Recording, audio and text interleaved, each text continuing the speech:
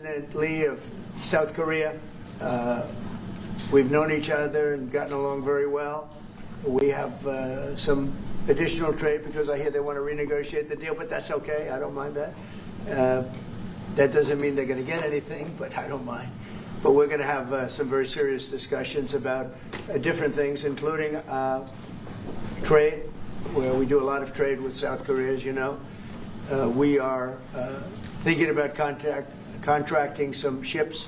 They build them very well in South Korea. They're also thinking about coming to our country with some shipyards to start us on the process of building ships again. You know, at World War II, we'd build a ship a day. And today we don't build ships anymore, which is ridiculous. We're going to start that again. But we were like you. We were building ships all the time for everybody. And presidents and people allowed that to slip by.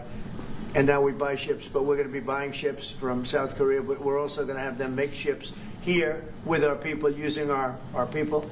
And we're going to go back into the shipbuilding business again, because really, essentially, we don't build ships anymore, which is ridiculous how that ever happened.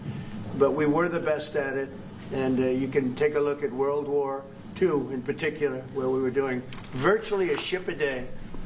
And it's hard to believe these were tankers and different kinds of ships, but we were very active. And you see a lot of those shipyards sitting there idle, but they're not so idle anymore. And you're going to come in also, and you're going to be doing a lot of ships in this country, so I look forward to that. But we have a lot of other trade things. They're a big purchaser of our military equipment. We make the best military equipment in the world. And you saw that recently with take a look at what we did with the B-2 bomber, which you have one right there. They gave that to me. I guess the company gave that to me. The B-2 bomber was so successful in what took place in the little excursion that we made, 36 hours, and it wiped out nobody's ever seen anything like it. 36 hours back and forth. Not a thing went wrong. Not a screw was missing. Not a bolt was missing. Not a plane had not even a little bit of a problem. And we actually had 52 tankers.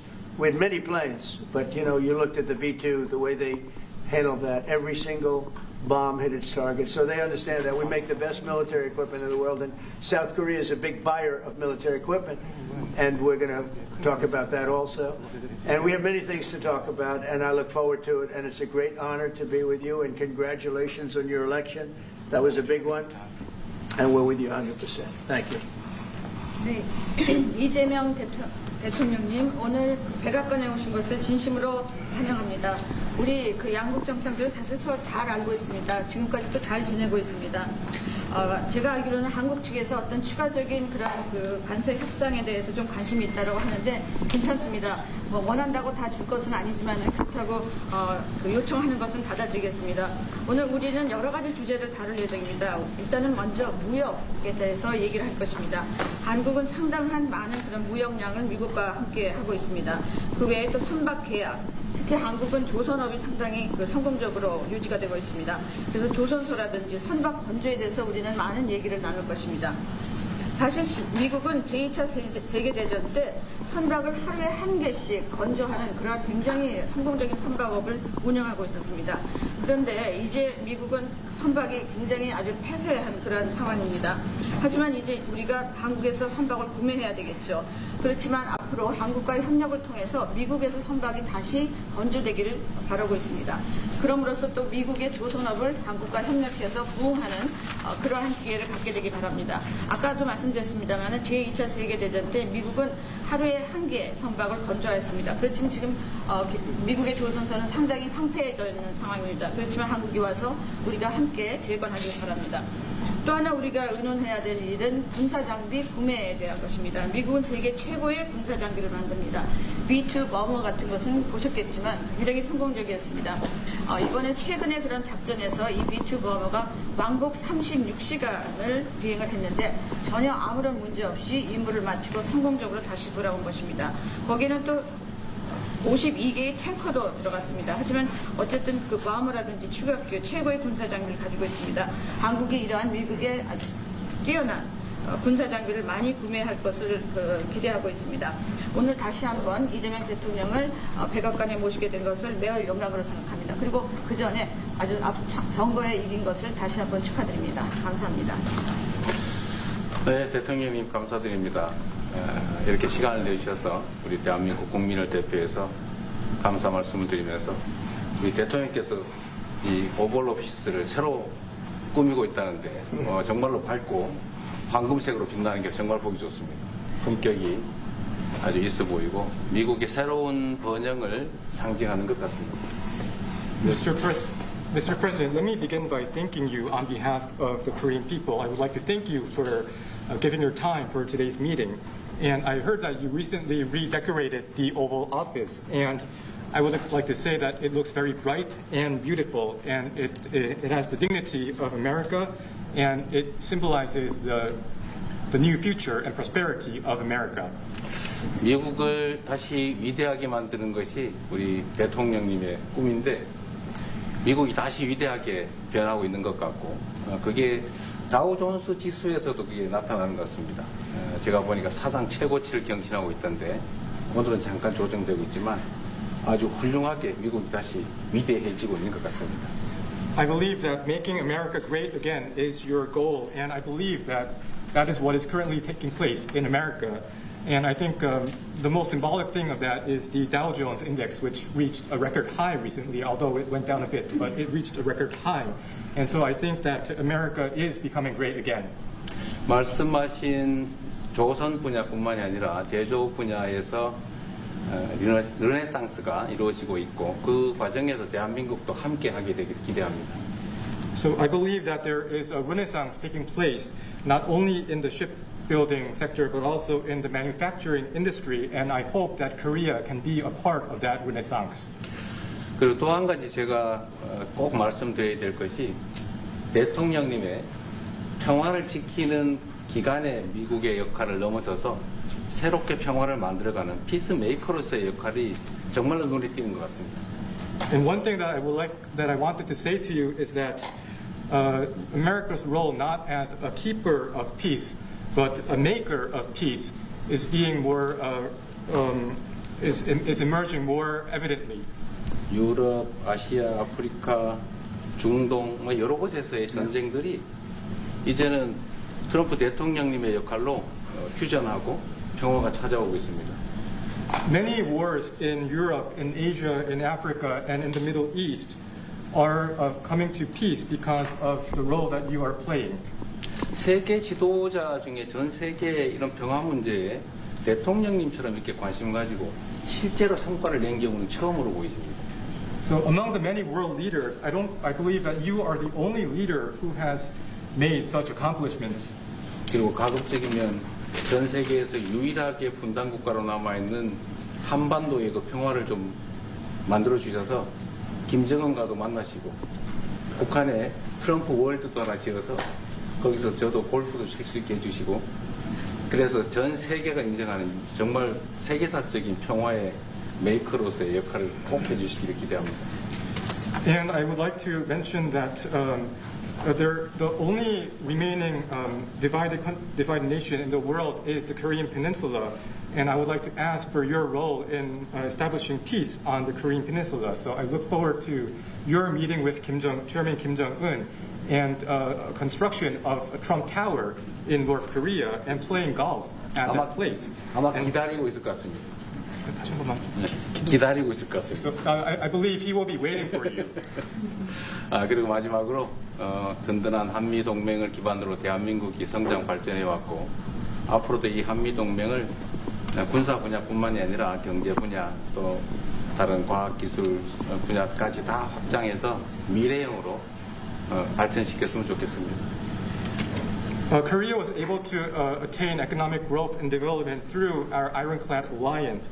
And going forward, I hope to develop our alliance into a future-oriented alliance that encompasses areas not only limited to security, but also the economy and science and technology. 대한민국 국민들은 트럼프 대통령님에 대해서 정말로 큰 기대를 가지고 있다는 말씀을 드리면서 다시 한번 이런 시간 내주셔서 감사드립니다. The Korean people have great expectations for you, Mr. President. Thank you once again for your time. Well, thank you very much. It's an honor to be with you. I will say that Kim Jong-un and I had a very good relationship, as you remember, and still do. And when I came in, I didn't know him. We had 2 summits, but we became very friendly. Respect. It was great respect. And it was not going to be that way had Hillary Clinton won the election. It would have been a disaster. But we think we can do something in that regard with respect to North and South, and I think you are much more prone to doing that than other leaders that I've been working with from South Korea. And we'll work on that. I think it's very good to work on that. If you remember, you were doing the Olympics, and there was a great time of hostility with North Korea, and you weren't selling tickets because nobody wanted to be blown up in the stadium during the opening ceremonies, right? And you were not selling tickets. And I was also at my formative stage with North Korea and Kim Jong-un, and we were a little bit going at it about Rocket Man, Little Rocket Man, everything back and forth, and it was really nasty. And then I got a call one day, and they wanted to get together, they wanted to talk, and we started talking. And then he said really brilliantly, he said, you know, the Olympics is going to be opening very soon, and we'd like to be a part of it. They actually put teams in it. You got along great. And by the way, immediately upon that phone call, you started selling tickets, and it turned out to be a tremendous success. So it went from being empty stadiums because people were afraid to go, because it was a target potentially, to a great success. And I was very proud of that. You had one of the most successful Olympics, and now we have the Olympics coming to the U.S., so we're very happy about that. But that was a great honor to get involved and make the Olympics so successful.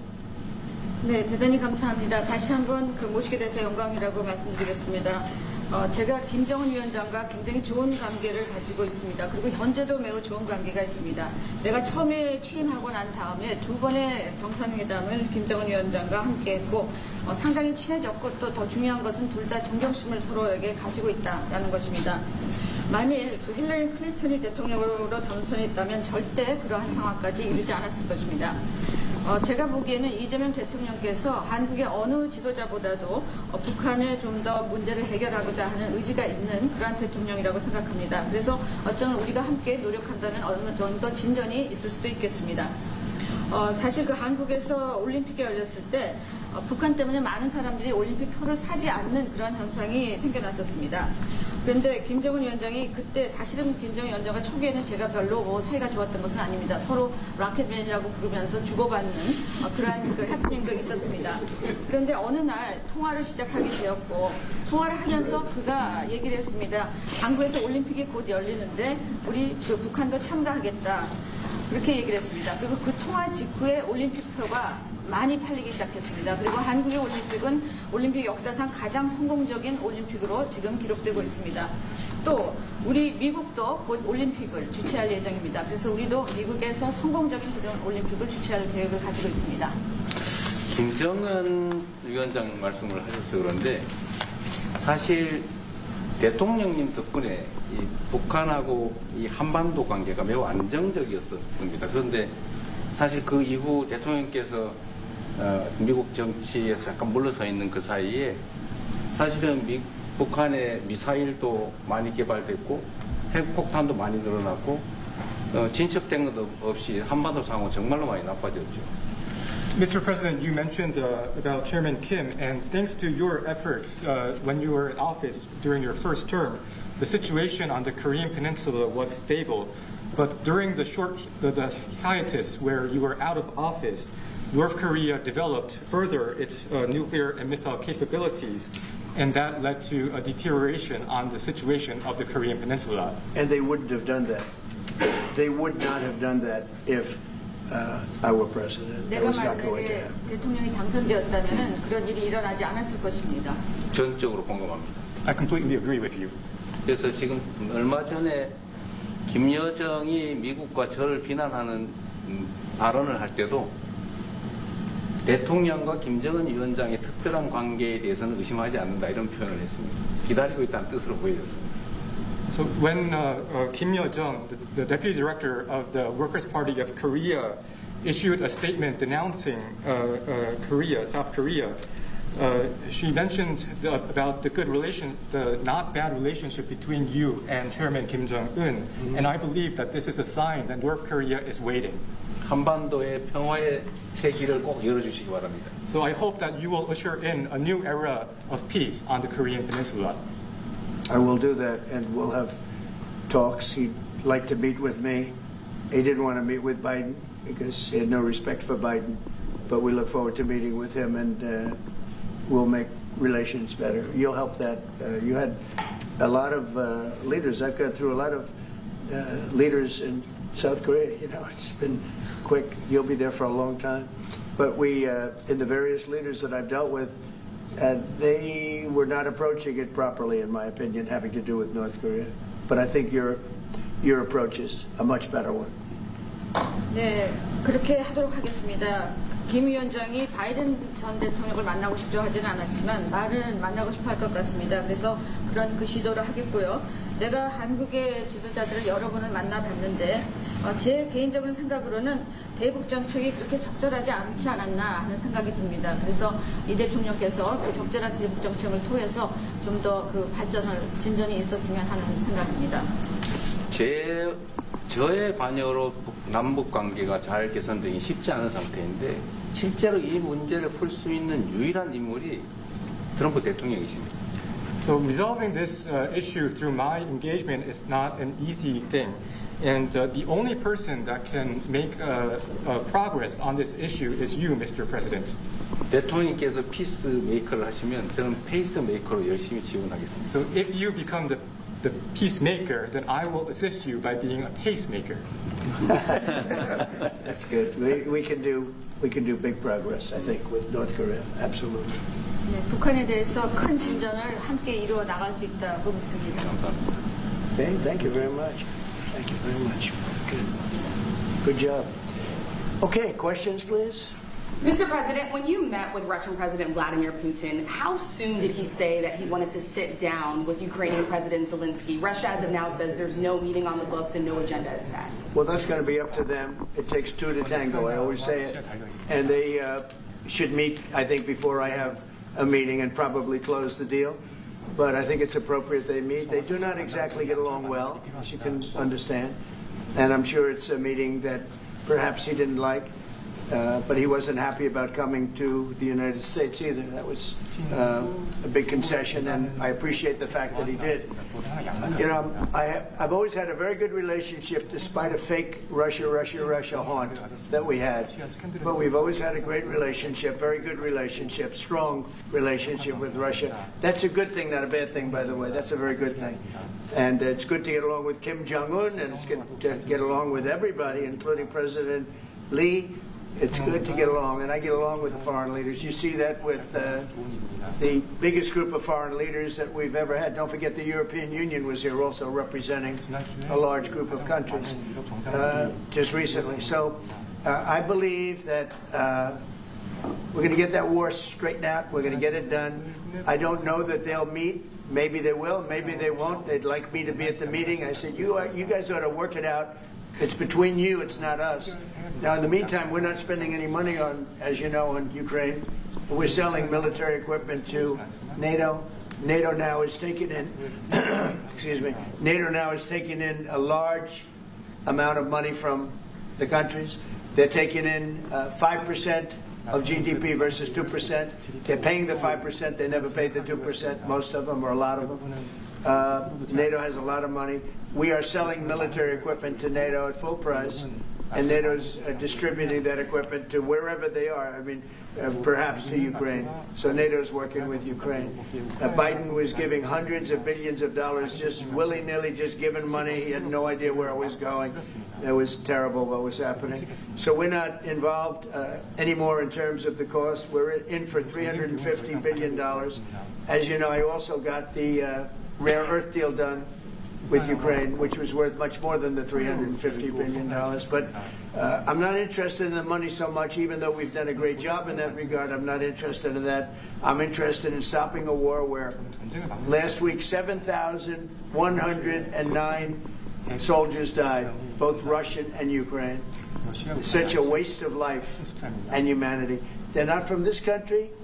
They're not from any other country other than Ukraine, for the most part, other than Ukraine and Russia. But it's a very important thing to me to stop it. I stopped 7 wars that were raging, one for 31 years, the Congo, and as you know, Rwanda, one for 35 years. I don't have to go into them. You know the list better than I do. But we stopped a lot of wars, including, you think about it, India and Pakistan, which was probably 2 weeks away from being a nuclear war. They were shooting down airplanes all over the place. So I'm very proud of that. I thought this would be, in many ways, the easiest way. I have a very good relationship with Putin. I thought it would be the easiest one to stop, and it's really not. It's very complex. It's very personal from their standpoint. There's tremendous dislike personally between the two men, and we're going to have to straighten that out. But I would like to see them meet first. They'd like me to be there. I may be there. I may not. I'll see. But I wanted them to work out their differences first, because it is ultimately between them. And when that happens, I think we'll get an end. How soon? Maybe they don't. How long are you willing to let this play out? And if they don't meet, will there be consequences? And how soon for Russia? Yeah, there could be very big consequences, but we'll see what happens. There might be very big consequences, because this is something that has to end. This war would have never taken place, and for 4 years it didn't take place. But if I were president, this war would have never taken place. There has not been a war like this since the Second World War. This is the biggest thing that's happened in terms of warfare, wars. It's a whole new form of fighting. It's a drone fighting. It's a drone war. No, a drone war never existed before. And we're actually studying it from the standpoint of Pete Hegseth and everybody. We're studying it and studying it very carefully. This is a whole new form of war, but it's a violent war, and there has been nothing like this since the Second World War. So we'll see what happens over the next week or two, and at that point I'll step in very strongly, and if I have to be there, I'll be there. And we'll either have a deal or we won't. But a lot of people are dying, and I want to get us... Mr. President, Kim Jong-un wants to meet. When do you want to meet with him? With who? You said the North Korean leader wants to meet. How soon would you? Yeah, we want to have a meeting. I like to have a meeting. I got along great with him. You know, you were there. We even had a press conference. He had his first press conference. Kim Jong-un had a press conference. This was a little different press conference. I said, have you done a press conference before? No. And you know what? He did great. It was a great press conference, actually. It was historic. I doubt he's done one since. But I said, would you like to meet the fake news? Because whatever you want to do. And they came in, like you've never seen anything like it. And then he said, enough. And that was the end of the press conference. That was the end. It ended very rapidly. But I think he had a good time. I look forward to meeting with Kim Jong-un in the appropriate future. Will you reduce the number of forces in South Korea so that the United States can have more flexibility in the region? Say it. Would you consider reducing the number of U.S. forces in South Korea so that the United States can have more Well, I flexibility don't want to say that now, because we've been friends and we're friends. And look, we have a lot of people over there. We have over 40,000 troops in South Korea. As you know, South Korea agreed to pay for that during my last term. And then when Biden came in, they complained to Biden that I wasn't a nice person. And he agreed not to pay. He gave up billions of dollars. We were getting paid billions of dollars. But then Biden ended that for whatever reason. It's unbelievable that he did. But we have a very good relationship militarily. They would say, but we gave you land. I said, no, you didn't. You lease us land. There's a big difference between giving and leasing. And maybe one of the things I'd like to do is ask them to give us ownership of the land where we have the big fort. You know, we spent a lot of money building a fort, and there was a contribution made by South Korea, but I would like to see if we could get rid of the lease and get ownership of the land where we have a massive military base. Okay? Mr. President, thank you, Mr. President. How are you planning to make? I also want to ask this question to Mr. President. Who are you with? I'm Song Mi-jin. I am from South Korea's Arirang TV. Good. Thank you so much. So, as mentioned earlier, the United States is South Korea's most important and closest ally. So, in this point of view, I would like to ask you and also President Lee, what do you think are the key ways to make the South Korea-U.S. alliance greater? Well, I think it's great now. I feel very warmly toward South Korea. I will tell you that I have a lot of people in business that I deal with that are from South Korea. They love Trump because they feel I've saved. I think you would have had a nuclear war if I weren't. I think you would have had a nuclear war, North Korea and South Korea. I think it would have been a disaster. You're only 60 miles away from Seoul. They don't even need nuclear. They have their cannons, howitzers, and they have them buried in the mountain. You know what I'm talking about. And I think you would have had, if I didn't win that election, if Hillary Clinton, crooked Hillary, won that election, I think you would have had a nuclear war. It would have taken place, and it would have been horrendous for everybody, including them. It would have been very bad for them because we would have had to enter the picture, and we are the most powerful nuclear country in the world by far. Russia's second, China's third. China's going to catch eventually, 5 or 6 years. They're working to catch. One of the things we're trying to do with Russia and with China is denuclearization. And it's very important. One of the things I discussed with President Putin the other day, it wasn't just that, it was also other things. And I think the denuclearization is it's a big aim, but Russia's willing to do it, and I think China's going to be willing to do it too. We can't let nuclear weapons proliferate. We have to stop nuclear weapons. The power is too great. Okay? Thank you. Mr. President, I'd like to ask you further question about South Korea and U.S. alliance. I'm Anna from the Korea Times. Good. And I'd like to ask you about the trade deal that's on the table. Yeah.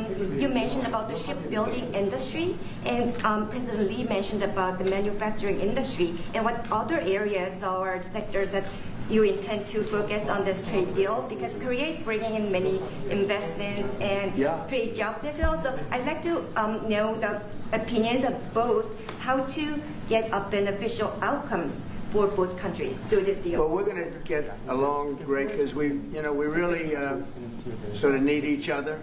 We love what they do. We love their product. We love their ships. We love a lot of the things that they make. And they love what we have. We're dealing with them on Alaska having to do with the oil. You need oil and we have it. So we have a big advantage in that way. We have more oil and gas and coal and energy than any other country in the world by far. No, for whatever reason, God was very good to us. He gave us the greatest. We didn't use it. We started to use wind. Wind doesn't work. They started to use solar panels that took over the land all over the Midwest, where the farmers said, what happened to my land? They'd have a 10-mile by 10-mile solar field that they couldn't farm, the most valuable farming land in the world, probably the most vibrant in the world. And they put solar plants all over the place. It's ridiculous. Big, massive black fields of solar that all comes out of China, or plastic, all comes out of China. But we have the greatest amount of energy in the world, and we're dealing with South Korea, as you know, in Alaska, and we're going to be making a deal, a joint venture with South Korea. Japan is involved also, very strongly involved. So we have Japan and South Korea, and we're actually the closest. It seems like quite far away, Alaska, but actually it's right up the little ocean, right up the little Pacific Ocean. It's actually pretty close, relatively speaking. But we have more oil and gas and coal than any other nation in the world by far, and we're going to use it. And that's the thing that South Korea, I think, most wants from us, I would think. Would you go back to the DMZ to meet with the North Korean leader? Say it? Would you go back to the DMZ to meet with the North Korean leader? I loved it. Remember when I walked across the line and everyone went crazy? Especially Secret Service, I would say they were going crazy. And I looked into those windows, the windows, the glass, that you could only see if you looked direct, because there was all sorts of stuff. But I looked in and I saw more rifles pointing at me than you could. There were a lot of rifles in that building. The Secret Service was not happy. You know the buildings I'm talking about? The two blue buildings on each side. And I walked up the middle and I looked in the window and I saw more guns in that room than I've ever seen in my life. I looked at the other side and it was the same thing. And yet I felt safe. I felt safe because I have a great relationship with Kim Jong-un. I hope it stays that way. I think it will. I have a very good relationship. I understand him. I spent a lot of free time with him, talking about things that we probably aren't supposed to talk about. And, I get along with him really well. I think he has a country of great potential, tremendous potential. Possibly meet him this year or maybe next year? Well, I'm meeting a lot of people. I mean, it's hard to say that, but I'd like to meet him this year. President Xi would like me to come to China. It's a very important relationship. As you know, we're taking a lot of money in from China because of the tariffs and the different things, and it's a very important relationship. We're going to get along good with China. I hear so many stories about we're not going to allow their students. We're going to allow their students to come in. We're going to allow. It's very important. 600,000 students. It's very important. But we're going to get along with China. But it's a different relationship that we have now with China. It's a much better relationship economically than it was before. With Biden, boy, what he allowed that, I mean, they just took him to the cleaners. You know the expression? They took him to the cleaners. I'm sure they have an equal expression in South Korea, but they took that guy out for a ride like nobody's ever been ridden before. Terrible. But we have a very strong relationship, Howard, I would say, economically with China now, getting much better. They have to give us magnets. If they don't give us magnets, then we have to charge them 200% tariff or something, you know. But we're not going to have a problem, I don't think, with that. I think that's perhaps behind us. You know, China intelligently went and they sort of took a monopoly of the world's magnets. And nobody needed magnets until they convinced everybody 20 years ago, let's all do magnets. There were many other ways that the world could have gone. But so it'll take us probably a year to have them. We're heavy into the world of magnets now, only from a national security standpoint. But we have a powerful thing. It's airplane parts. They have many Boeing jets. You know, they had 200 jets that didn't fly. And I've sent them all, based on his word, I sent them all of the parts so their planes can fly. I could have held them back. I didn't do that because of the relationship I have. And their planes are now flying. You know, we had 200 of their planes were unable to fly because we were not giving them Boeing parts purposely, because they weren't giving us magnets. Therefore, we weren't giving them. But we have a much more powerful thing, that's tariffs. If we want to put 100%, 200% tariffs on, we wouldn't do any business with China. And, you know, it would be okay, too, if we had to. But the magnet situation, we have tremendous power over them, and they have some power over us with magnets. We're going to have a lot of magnets in a pretty short period of time. In fact, we'll have so many we won't know what to do with them. But you know the story. It's a very interesting history with magnets. And it really is because presidents, not being business people, they allowed that to happen. And they shouldn't have. But we have much more. I mean, look, in terms of playing the cards, we have much bigger and better cards than they do. But with that being said, I think we have a great relationship. I spoke to President Xi fairly recently, and at some point, probably during this year or shortly thereafter, we'll go to China. And I think we're going to see a magnificent sight. It's a great country. Mr. President, on the National Guard, you and President Lee actually are planning to go to China. You mentioned either this year or next year. Could you please share more details about your plans going to China, and also President Lee? Well, maybe we'll go together. Do you want to go together? We can share a plane. We'll save energy. We'll save a little, you know, the ozone layer. Remember President Obama used to talk about the ozone layer, and then he'd fly to Hawaii to play around the golf in the 747. Mr. President, would you accept the invitation, Mr. Lee? 중국에서 만약 I was sort of meant jokingly, but if you want, you can. 대통령하고 같이 가면 좋겠습니다. I would like to go together with President. Do I accept? He doesn't accept. If you want to go, I'm going to get special permission. I'm sure you can go, but we're going to have a great relationship with China. I mean, it's happening. You see it. It's happening. They have some cards. We have incredible cards, but I don't want to play those cards. If I played those cards, that would destroy China. I'm not going to play those cards. Mr. President, on the National Guard, you've talked a lot about Democratic-run cities and states. Yeah. Would you also consider sending the National Guard into red states and red cities that are also seeing high crime? Sure, but there aren't that many of them. If you look at the top 25 cities for crime, just about every one of those cities is run by Democrats.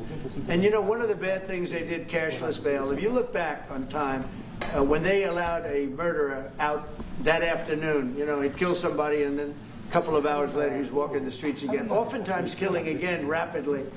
Cashless bail is a disaster. You saw we had a news conference today on that. We're wiping it out in D.C., immediately wiping it out. It started in New York, I must tell you. And it's been a horrible thing for crime, especially violent crime. So we're going to end cashless bail, yes. Thank you. When will you deploy to Chicago, and how long are you keeping troops here in Washington, D.C.? Discussion. I really want to be appreciated. You know, when we go into a city and wipe out the crime, so D.C., it sounds so horrible. I'm embarrassed to say it in front of you because they don't have anything like this. Washington, D.C., sir, has not had a murder in 11 days. Now, he's saying that's a horrible thing to hear because they don't have murders for ever. But Washington, D.C., if you go back and check, it's been many years since we went a week without having a murder. Now we haven't had, and I would say that Washington, D.C. right now is much safer than Seoul. You know why? Because we have a friendly neighbor. We have more friendly neighbors. You have a different kind of problem. We all have different problems. But Washington, D.C. is a very safe city right now. People are going out to dinner. Restaurants are opening. Restaurants that were going to close are now going to stay open. Friends of mine are going out to dinner all the time. They didn't go out to dinner for 4 years. It went rampant during the Biden years. Just rampant. That's why Susie is very close to the mayor and has a lot of respect for her, but I view it maybe a little differently because the mayor would say that it's gotten better. For 30 years it's gotten better. No, it's gotten worse. And the worst day of all was when we just got to office for the second time, and it's in very bad shape. So the mayor shouldn't be saying that violent crime has been getting better. It's been getting much worse. And the day I took office, it was the worst. And we did some minor things, made it a little bit better, but then we said, look, we got to stop it because too many people are getting killed. And we have not had a murder in 11 days. It sounds crazy. I hate to say this in front of this gentleman who I respect because they don't have murders for years. But we have not had a murder in 11 days. And that's going to go on for a long time. And there will be, I guess, it'll happen a little bit, but we have a very safe city. This is one of the safer cities right now in the country. And in a short period of time, it'll be like the border. Nobody came in through our border. For the last 90 days, 3 months, we had 0 illegal aliens from the Congo, from South America, from all over the world, from prisons coming in, pouring into our country. Nobody, not one person, and this is done by a liberal group, a liberal think tank. They do the work. Not one person has come into our country. Think of that. It's been amazing. And I didn't have to go back to Congress and ask. Biden could have done this by himself. I did. I said, close the borders. We had the great Tom Homan. We had Christie, as you know, Christie Noem, who did a fantastic job. She's doing a fantastic job. Pete Hegseth has been incredible with the, as I call it, the Department of War. You know, we call it the Department of Defense, but between us, I think we're going to change the name. You want to know the truth? I think we're going to have some information on that maybe soon. But I think because, you know, Department of Defense, we won the World War I, World War II. It was called the Department of War. And to me, that's really what it is. Its defense is a part of that. But I have a feeling we're going to be changing. I'm talking to the people. Everybody likes that. We had an unbelievable history of victory when it was Department of War. Then we changed it to Department of Defense. So that's a little thing, has nothing to do with your country, but it's something that I think you're going to be hearing about or seeing about over the next couple of weeks. Probably that change is going to be made over the next week or so. Are there different Koreas, North and South, or is there one Korea waiting to be unified? Well, I know it is 2 Koreas. I mean, you know, there was one Korea. It was a very large country and a very powerful country, and it was a country that went to war with China. President Xi explained it. Went to war with China many times over the last 2,000 years. You had many, I think he told me 51 times. So I remember I went to President Xi. I said, you know, we're having a problem with North Korea. Straighten it out, would you please? He said, well, we have been to war with them. And I think he said 51 times. But at that time, it was the whole of Korea. It wasn't, you know, North and South.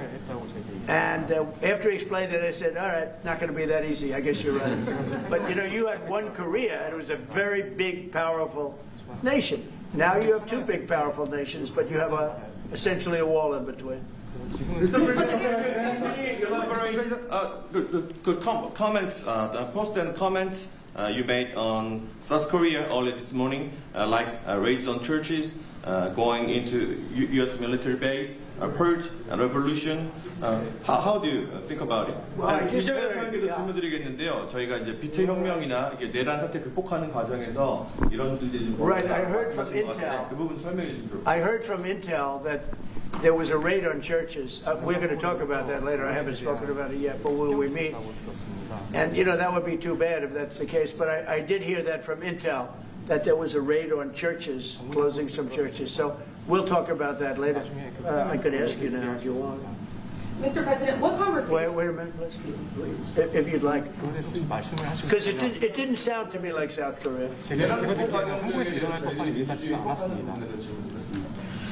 간단하게 말씀을 드리면 지금 대한민국은 아시는 것처럼 친위 쿠데타로 인한 혼란이 이제 극복된 지 얼마 안 된 상태고 그 내란 상황에 대한 국회가 임명하는 국회가 주도하는 특검에 의해서 사실 조사가 진행 중입니다.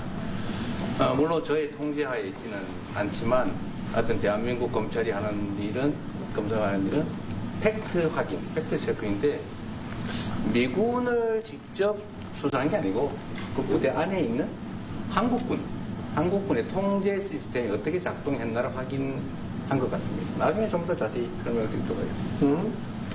So it hasn't been long since Korea has overcame the political turmoil following the self coup by the former president. Currently, there is a fact-finding investigation by a special prosecutor that was appointed by the National Assembly. And this special prosecutor... Is his name Deranged Jack Smith, by any chance? They took him from our country. They put Deranged Jack. He's a deranged, sick individual. But go ahead. Go ahead, please. I'm only kidding. Maybe I'm not. And that special prosecutor is not under my control. And so the special prosecutor is conducting a fact-finding investigation. And I would like to explain about what you said about U.S. bases. They did not conduct a search and seizure of American bases, but they looked into the chain of command and the control system of the Korean military. Right. And I would be happy to That's okay. explain about this more in detail I'm sure it's, during our lunch meeting. I am sure it's a misunderstanding, but you know, there is a rumor going around about churches, raiding churches. So we'll talk. I'm sure that's going to be worked out fine. Yeah, please go ahead. Mr. President, what conversations have you had with Israeli Prime Minister Benjamin Netanyahu about what is going on in Gaza? There was a UN-backed report that said there's a famine in Gaza. Based on what you know and what you've been briefed on, do you agree with that?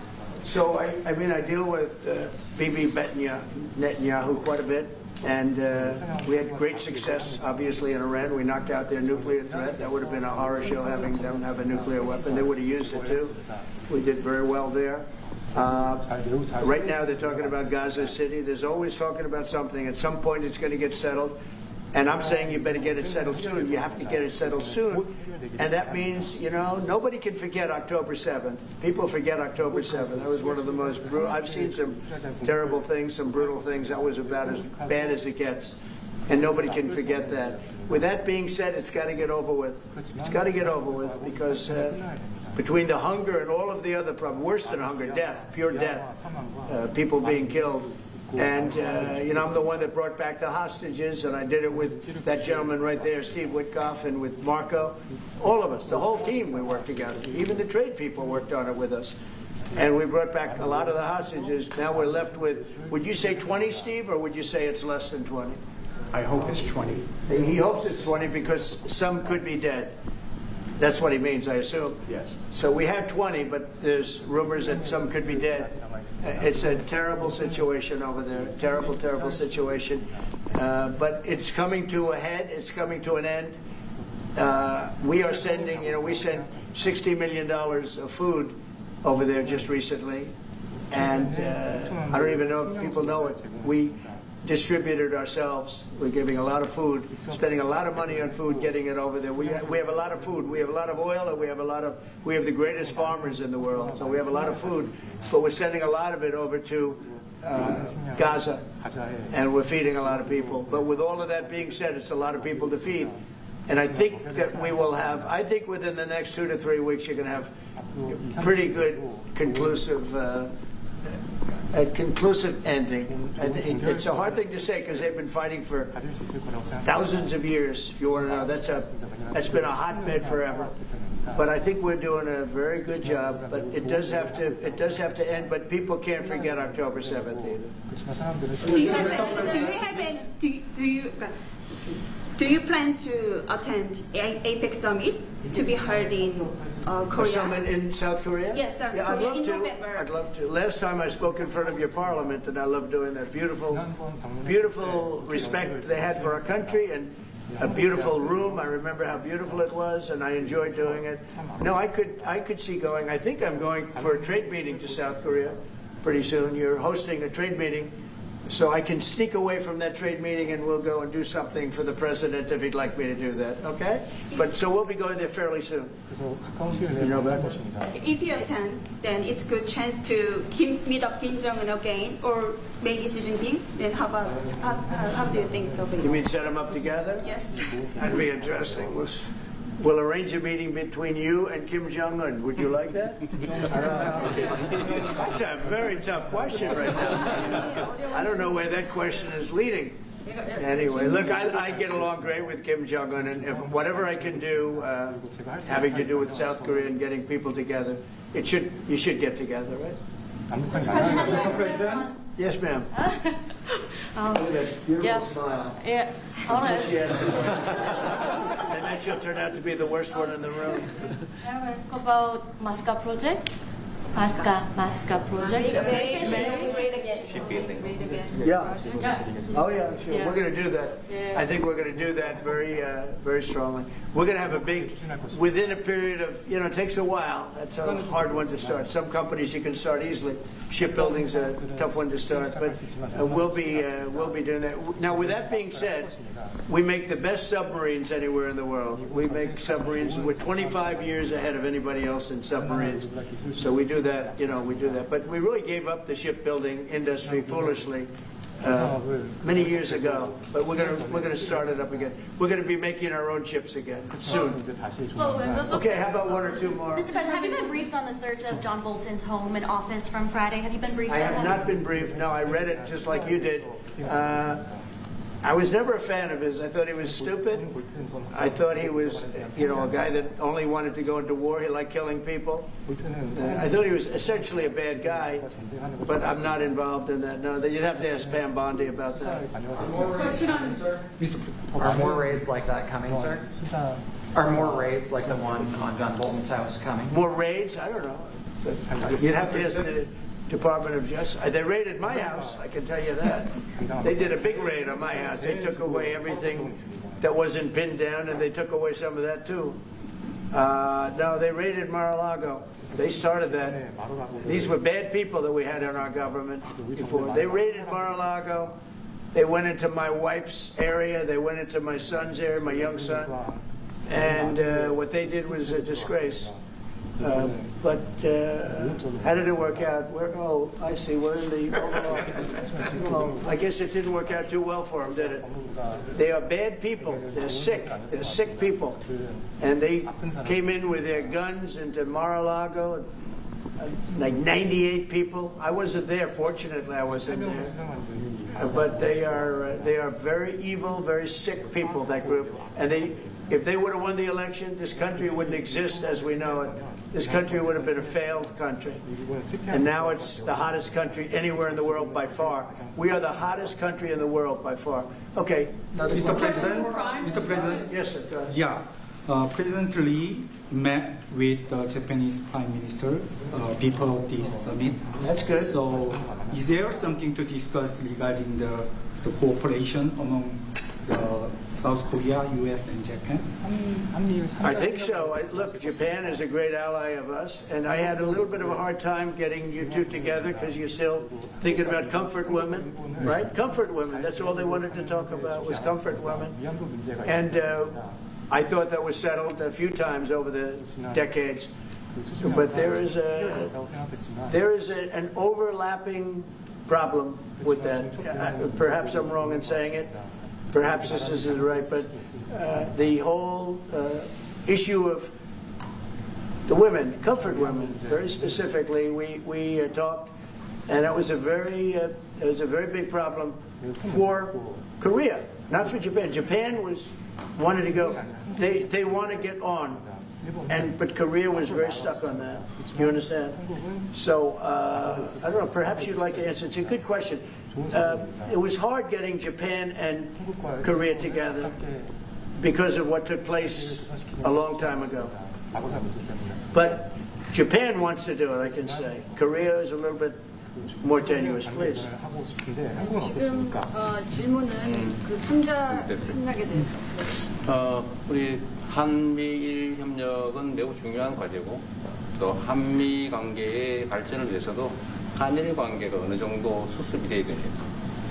Trilateral cooperation among Korea, the U.S., and Japan is very important, and better Korea-Japan relations is also important for the Korea-U.S. relationship as well. 그래서 대통령께서 한미일 협력을 매우 중시하고 계시기 때문에 제가 대통령을 뵙기 전에 미리 일본과 만나서 대통령께서 걱정하실 문제를 다 미리 정리했다 이렇게 생각해 주시면 좋겠습니다. Because I know that President Trump, that you put emphasis on trilateral cooperation, right. I made a visit to Japan before coming to the U.S. to settle the difficult issues that we have. Good.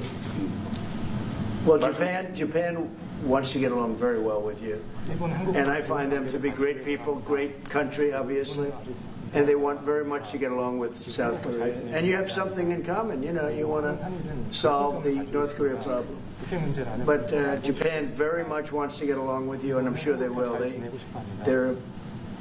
I find the people that I deal with to be wonderful people, as I do with you. 이번에 일본에 가서 이시바 총리를 만났을 때 그 전에 우리가 가지고 있던 여러 장애 요소들이 많이 제거됐다는 생각이 듭니다. So when I visited Japan and met with Prime Minister Ishiba, I realized that many of the obstacles that existed between our two countries have now been removed. True. During my term. We removed them during my term. There was an overlay a little bit, but we removed many of those obstacles during my term.